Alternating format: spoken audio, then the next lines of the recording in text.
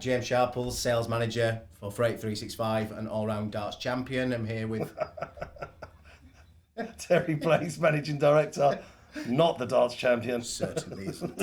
Not this week. Isn't. Not this week. The problem we want to talk to you about in this episode is basically space rolling and blank sailings, what the cause of that can be, and even though limited, some of the solutions that may be available. Yeah.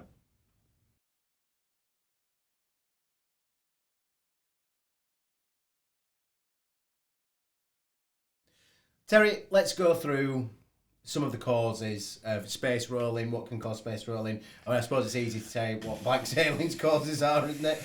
Yeah, shipping Sailings, Yeah, I mean, it goes hand in hand. These guys run the vessels, they blank the sailings.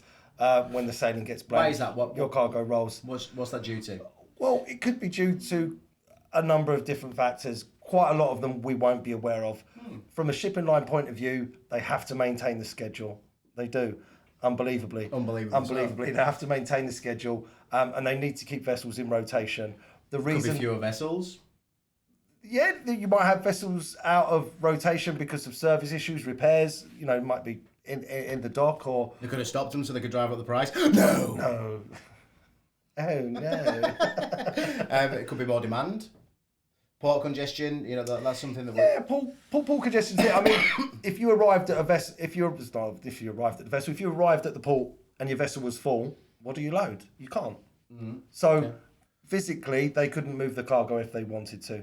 But what we see as a freight forwarder and what our clients see as importers and exporters is that their cargo rolled. It rolls to the next vessel.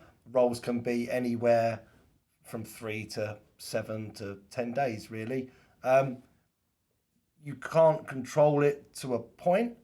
Well, then let's cover that in the solutions. We really wanted to talk about what the causes are. So the cause is going to be summary rundown.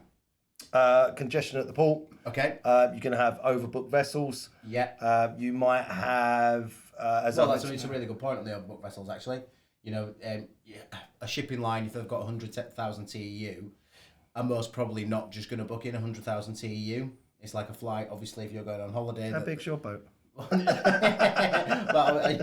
you know, it's mainly more of a monthly sort of figure that I'm No, but it makes sense. It makes sense. Sorry. I was just speaking in generalities.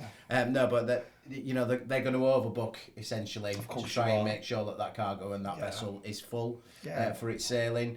Holiday companies do the same thing in terms of the flights and all of that. They don't want empty space. You can understand they don't want empty space. Therefore, the vessel is overbooked. But only a certain number of slots are allocated to your cargo.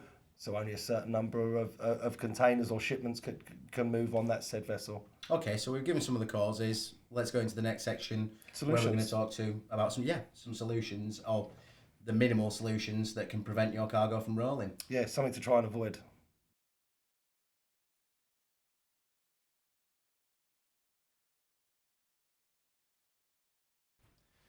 So, I know we've touched on there might be a limited amount of solutions, but let's talk through some of those potential solutions or things that you can do to prevent the risk of your cargo rolling. I suppose kicking off a more reliable service is one.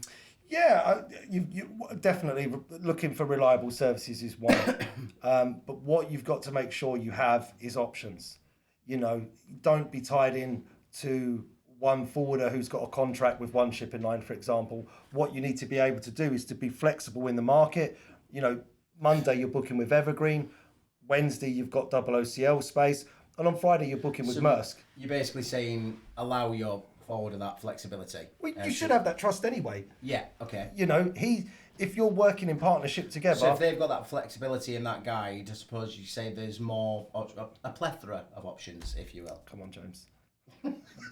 What? You should, yeah. Options is key. And plethora of options. A plethora of options is key, yes, okay. I got you to say it. Because when you've got options, it goes without saying, you have options to move your cargo. Be really careful. Cheap pricing doesn't win if you're looking for reliable. Cheap, reliable, not really in the same sentence anymore. really annoys me. Yeah. You know, being in sales, you know, especially when you're a company that sells on service such as we do, and reliability, and making sure that our client receives like not just gold, that platinum level of service that we pride ourselves by. Cheap and service don't often go hand in hand, and They don't, because the cheap service won't allow you to carry out your job as you would expect to carry it out for one.